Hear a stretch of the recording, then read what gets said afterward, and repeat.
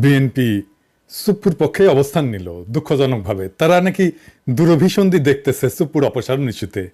বিএনপির মুরগি যদি বিএনপির লেজে কাটতে চায় আমরা বাধা দেওয়ার কে? আমরা কোথায়কার কোন হরিদাস পাল, কিন্তু নোক্তা আমরা দিয়ে যাইতে পারি। আজকে নোক্তা দিয়ে যাব কয়েক। বিবিসির কাছে ডক্টর মোহাম্মদ ইউনূস যে বক্তব্যটা দিয়েছিলেন ওখানের মধ্যে একটা কথা ছিল যে রিসেট বাটনে চাপ দেওয়া হয়ে গেছে। আজকে এই যে ডালিম সাহেব যে বক্তব্য দিলেন, যে ইতিহাস আমাদেরকে জানাইলেন, এটা কি রিসেট বাটন চাপ দেওয়া না? বোঝা যায় না। দর্শক, আজকের এই ভিডিওটি দেখলে আপনারা রীতিমতো অবাক হয়ে যাবেন।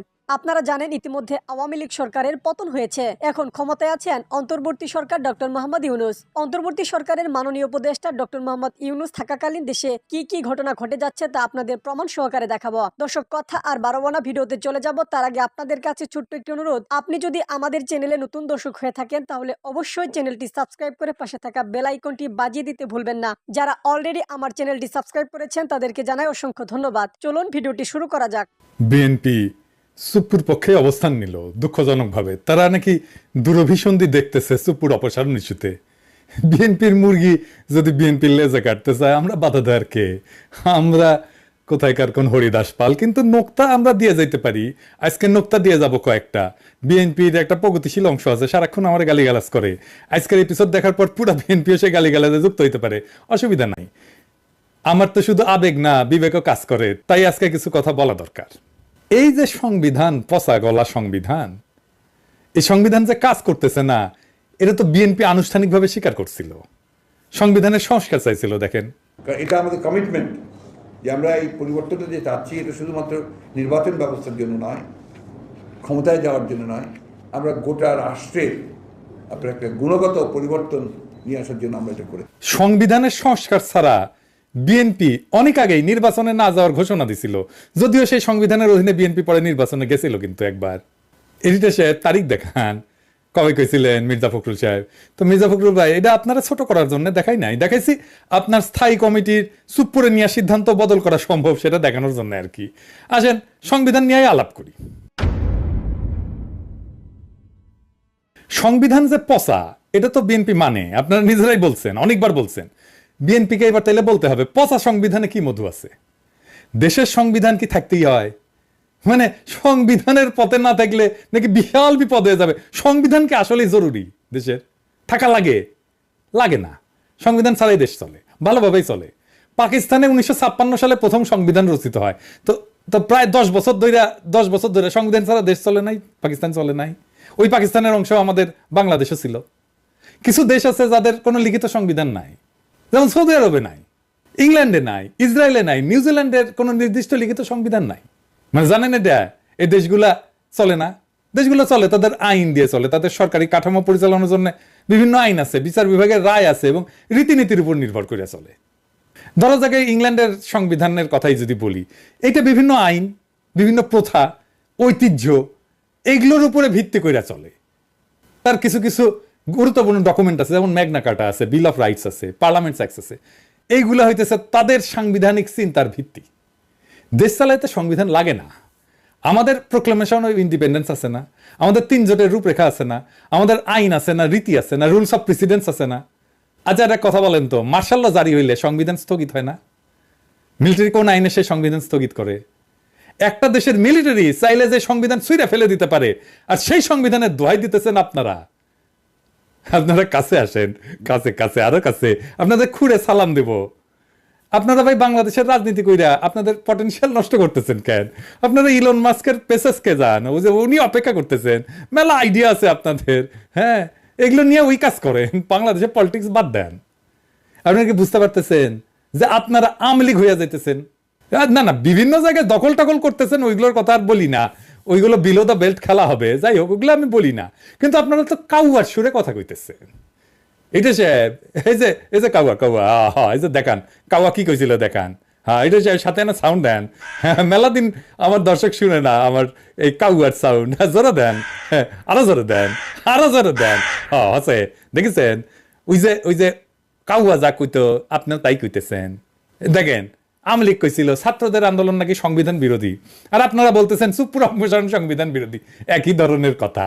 আওয়ামী লীগ যা কইছিল আপনাদের মুখে সেই কথা, আপনারা আওয়ামী লীগ হয়ে যাইতেছেন। আওয়ামী লীগ প্রসঙ্গে পরে আসতেছি, আগে জানিনি কিছু বুদ্ধিজীবী আছে না, সবই জানে আর কি।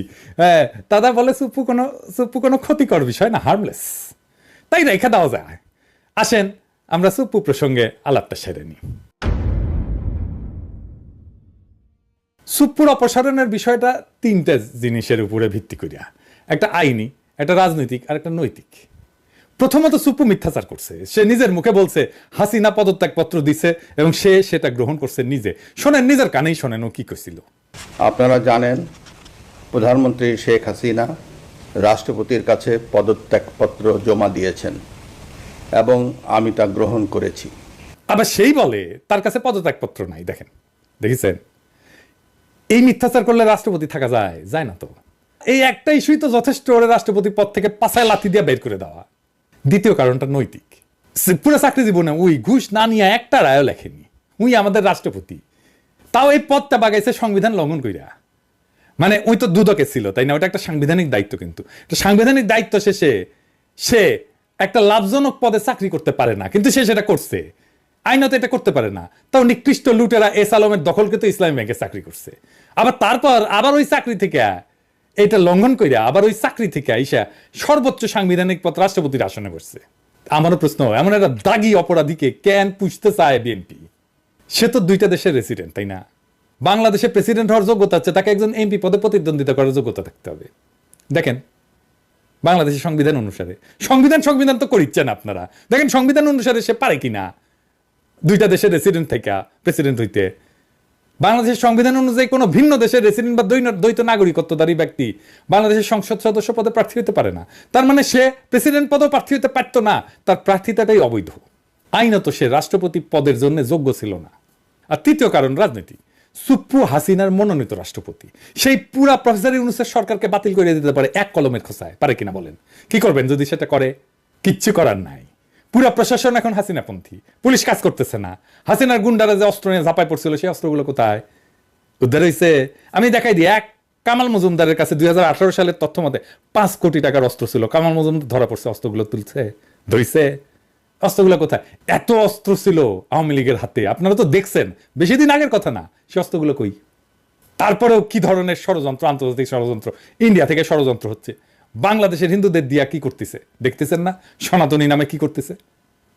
আর একটা গুরুত্বপূর্ণ বিষয়, কেন বেছে বেছে ক্রুশিয়াল আওয়ামী লীগ নেতারা ধরসর বাইরে থেকে গেল, পালিয়ে যাইতে পারলো, বা পালায় যেতে দেওয়া হইল, সাহায্য করা হইলো। কারা করছে? অনেকবার কইছি, আর কইলাম না, তিক্ততা বাড়াইতে চাই না। এবার আসেন বিএনপির কিছু ছাত্রলীগ প্রেমীদের দেখি আমরা। দেখেন একটা ক্লিপ দেখেন। ছাত্রলীগকে কি করেছে? নিষিদ্ধ করেছে। আমি বলবো ছাত্রলীগকে নিষিদ্ধ করেনি। ছাত্রলীগ ইতিহাস তো বাংলাদেশের ইতিহাস, আন্দোলন সংগ্রামের ইতিহাস। 52, 62, 66, 69, 70, 71, 90 ছাত্রলীগের বিশাল ইতিহাস, বিশাল ভূমিকা। দেখেছেন? হাবিবুর রহমান হাবিব আসলে তো কিন্তু ছাত্রলীগের প্রেসিডেন্ট ছিল, এসে জুটিছে বিএনপিতে, কিন্তু ছাত্রলীগ প্রেম আর যায় নাই। আরেকজন দেখেন, রুমিন ফারহানা। ধরুন আপনি ছাত্রলীগ বাদই দিলাম, কোন একটি ছাত্র সংগঠন যেটা যে কোনো দলের সঙ্গে যুক্ত, যে কোনো আদর্শে বিশ্বাস করে একটা ছাত্র সংগঠন, তাকে আজকে আপনি নিষিদ্ধ করলেন। তার তো কিছু সদস্য আছে, আপনি কি তাদের মন থেকে ওই আদর্শটা বা যে নীতিটা তারা বিশ্বাস করে ওটাকে মুছে ফেলতে পারবেন? নিশ্চয়ই না, পারবেন না। দেখেছেন বিএনপির নেতারা, রুমিন ফারহানা কয় ছাত্রলীগ নাকি আদর্শের রাজনীতি করছে। হ্যাঁ, এই আদর্শ মুছা দেওয়া যাবে না। হ্যাঁ, ছাত্রলীগ তাহলে গোপন সংগঠন হয়ে যাবে। তা তো নাজি পার্টি নিষিদ্ধ করা ঠিক হয় নাই। বিএনপি কেন ছাত্রলীগ এবং আওয়ামী লীগের রাজনীতি করতে দিতে এত উন্মুখ? এই প্রশ্নটার জবাব দিতে হবে তো। যেই দলটাকে বাংলাদেশের মানুষ রক্তাক্তভাবে প্রত্যাখ্যান করলো 2 বার, সেই দলের প্রতি কেন এত মায়া বিএনপির? আওয়ামী লীগ একটা রাজনৈতিক দল। রুমিন ফারহানা বা হাবিবুর রহমান হাবিব কি জানে রাজনৈতিক দল হইতে হইলে কি করতে হয়, কি লাগে? রাজনীতি তো করিচ্ছে, জানে না। আসেন রাজনৈতিক দল বলতে কি বোঝায় সেটা আমরা বুঝে নিই। রাজনৈতিক দল হইতে হইলে তারে কয়েকটা বিষয়ে একমত হইতে হবে। 1, বহুদলীয় ব্যবস্থা। 2, গণতান্ত্রিক শাসন। 3, মানবাধিকারের প্রতি শ্রদ্ধা। 4, একটা স্বচ্ছ ভোটিং ব্যবস্থার প্রতি তার কমিটমেন্ট। 5, আইনের শাসন এবং জবাবদিহিতা। 6, পিপুলের পার্টিসিপেশন এনশিওর করা। 7, একটা রাজনৈতিক দলের সবার উপরে অবশ্যই দেশের প্রতি আনুগত্যে বিশ্বাস করতে হবে। আওয়ামী লীগ এর কোনটা মানে? আওয়ামী লীগ দেশের প্রতি অনুগত? আগামী এপিসোডে আমি দেখাবো কেন আওয়ামী লীগ একটা রাজনৈতিক দল না, বরং একটা দুর্বৃত্তদের সংগঠন। আজ শুধু একটা বিষয় নিয়ে কথা বলবো। ধরেন ইন্ডিয়া, পাকিস্তান বা নেপাল বা ধরেন শ্রীলঙ্কা, এই দেশগুলার সরকারি এবং বিরোধী দলের ফরেন পলিসি নিয়ে কোনো দ্বিমত আছে? মিলিটারি পলিসি নিয়ে কোনো দ্বিমত আছে? নাই। বাংলাদেশে আওয়ামী লীগ তার লেসপেন্সার থাকলে একটা ঐক্যমতের মিলিটারি আর ফরেন পলিসি নিতে পারবেন? ইয়েস অর নো বলবেন, হ্যাঁ অথবা না। ইলিয়াস হোসেন ওনাকে রাজি করাইতে পারলো কেন? এটা একটা যোগসূত্র খুঁজি, আসেন দেখেন। বিবিসির সাথে একটা ইন্টারভিউতে ডক্টর মোহাম্মদ ইউনূস স্যার একটা কথা বলছিলেন রিসেট বাটনে চাপ দেওয়ার। এটা নিয়ে কিন্তু অনেক আলোচনা হয়েছে, অনেক বিতর্ক হয়েছে যে উনি কি বুঝাইতে চাইলেন। উনি কি মুক্তিযুদ্ধকে অস্বীকার যাইতে চান? উনি কি স্বাধীনতাকে অস্বীকার যাইতে চান?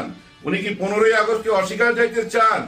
এরকম অনেক কথা, ওইখানে জয় বাংলাকে অস্বীকার যাওয়া যাবে না, আর অনেক ব্যাপার ছিল না। ব্যাপারটা এরকম ছিল, দেখেন শেখ হাসিনার আমলে, এটা একটু বলি তাইলে আপনারা বুঝতে পারবেন।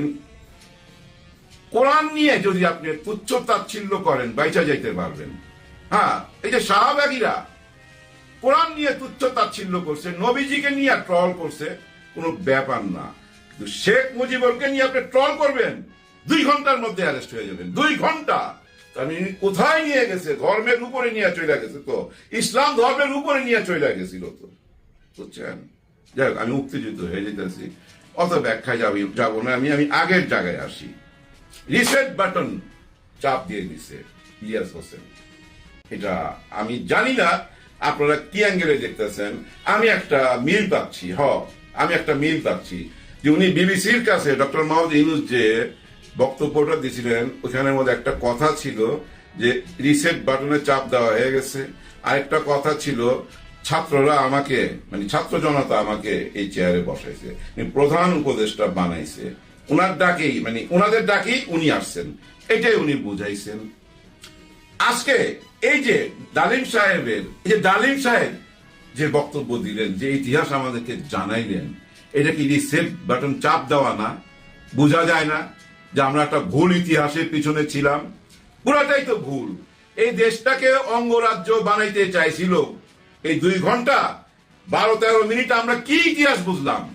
যে স্বাধীনতার যুদ্ধ যখন আরম্ভ হয়ে গেছে, তখনই ভারত একটা চালাকি করে 7টি দফা দিয়ে বাংলাদেশ সরকারের সাথে, যেটা আমাদের ওই যে একটা সরকার গঠন হয়েছিল নজরুল ইসলাম এবং তাজউদ্দিন সাহেবকে নিয়ে, সেই সরকারের কাছে 7টি দফা দিয়ে লিখিত আরেকটা সরকার গঠন করা হইল, এবং তোমাদেরকে আমরা স্বাধীনতা এনে দিব, তোমরা আমাদের অঙ্গরাজ্য। কিন্তু এটা মুখে বলার দরকার নাই, এটাই তো ছিল। ওর মধ্যে বড় একটা দফা কি ছিল জানেন? যে দেশের যে প্রধান থাকবে তার সিকিউরিটি আমরা দিব। দর্শক, সম্পূর্ণ ভিডিওটি দেখলেন, আশা করি বিষয়টি বুঝতে পেরেছেন। এই নিয়ে আপনার গুরুত্বপূর্ণ মন্তব্যটি অবশ্যই কমেন্ট বক্সে জানিয়ে দিবেন। ধন্যবাদ।